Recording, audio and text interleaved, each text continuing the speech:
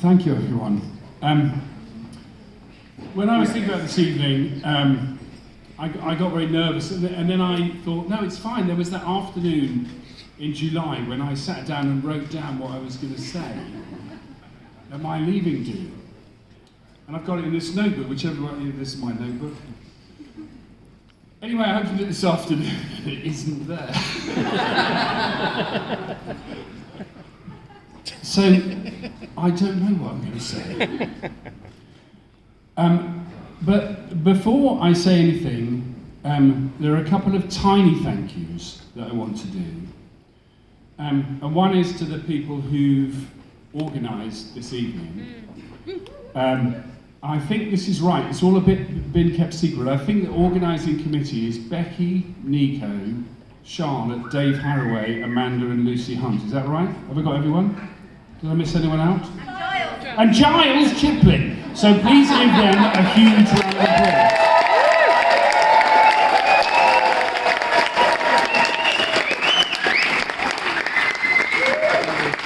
And I promise you I won't keep you long. The second thank you I want to say as we gather in this beautiful space is to the team that created it. I saw Tom from Howard Tompkins over at the back, I saw Jack from Plan, Jason Barnes from Plan. I think there are some other people here who were involved in creating this space. So please give them a huge round of applause.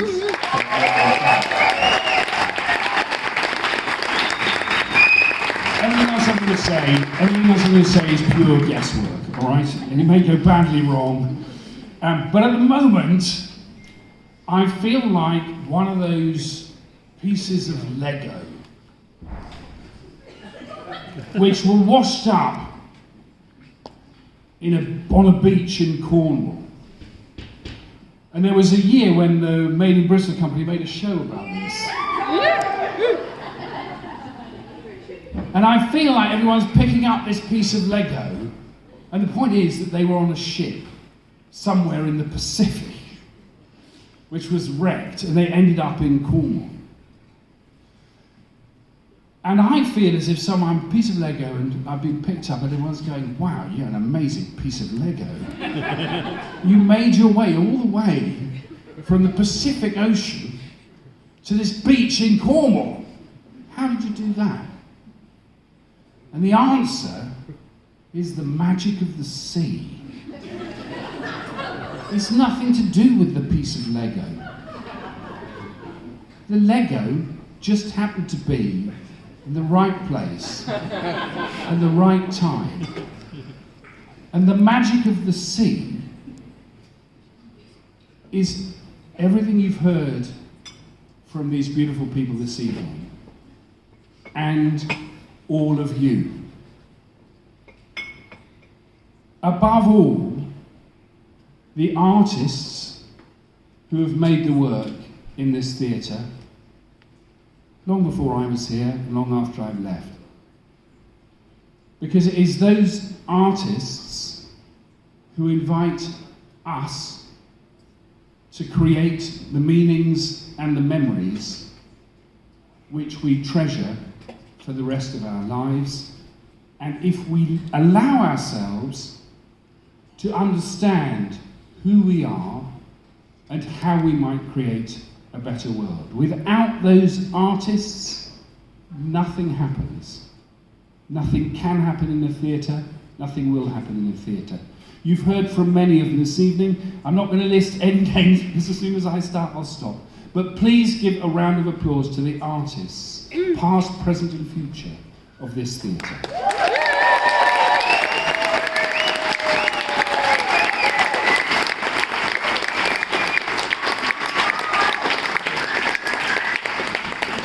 People have heard me say this before, but all theatre is an ongoing collaboration between three groups of people.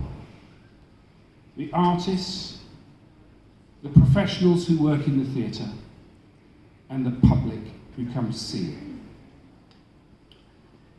The second group, the team who work here now and the teams who have worked here during the time that I've been lucky enough to work with them, they are the people who give their hearts, their minds, their muscles, and their sleepless nights to make the dreams of the artists we're working with come true. And I can tell you, Sally, that actually Emma Stenning was saying, no, we have to do that play. And I will also say that it's very often the support team who push me when I get frightened. So I want to hear a huge round of applause for all of the staff who've worked here throughout this 13-year period when I've been here.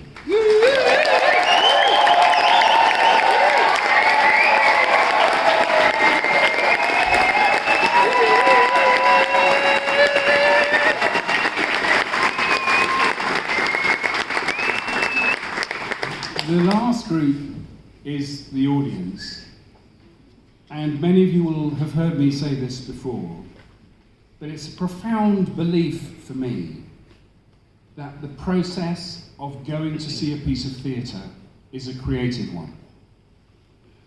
That all we can do, the artists who work here and the staff who work here, is try to provoke the public to create something which the public will remember.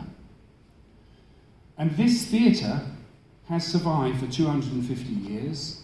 This theatre was refurbished in 1800, 1842, 1865, 1868, 1880, 1910, 1942, 1946, 1970, and 2012 and 2018.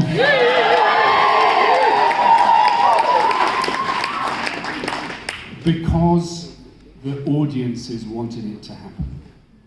Because the audiences wanted to come here, because the audiences wanted to be allowed to create what I think is the food of all of our lives. So please, a huge round of applause for our audiences.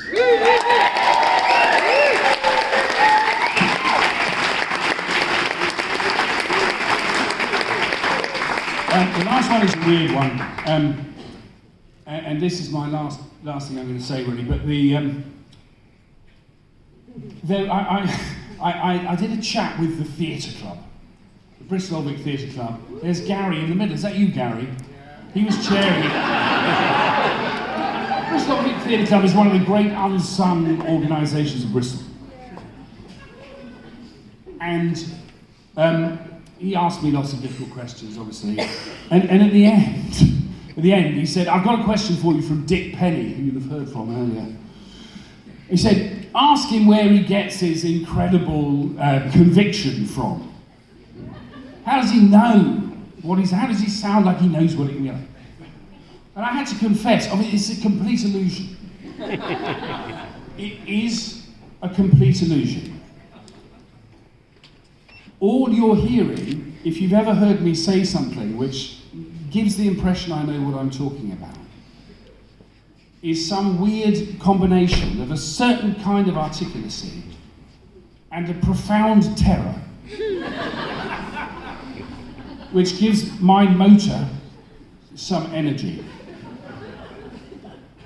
And everything I say would be meaningless if I didn't have a series of collaborators who taught me what is important in life and what I should be fighting for. I'm just the storyteller, but I'm incredibly reliant on other people to understand what the story is. This list could go on forever. This is like 100th of the people I could be thanking. But Charlotte Jeeves is Emma Stenning is one of them. My wife Kate is one of them. Sado Gigo is one of them. Dick Penny is one of them. Julia Head is one of them. Chino Dimba is one of them. Nancy is one of them. Without those friends who, when I'm bullshitting, catch my eye and tell me whether I'm saying the right thing or not. None of what's happened here could have happened. So my last salute is to that group of people, and I have to say, looking around the people who've shown up this evening, there are hundreds of you here. So thank you very, very, very much for guiding me on that journey.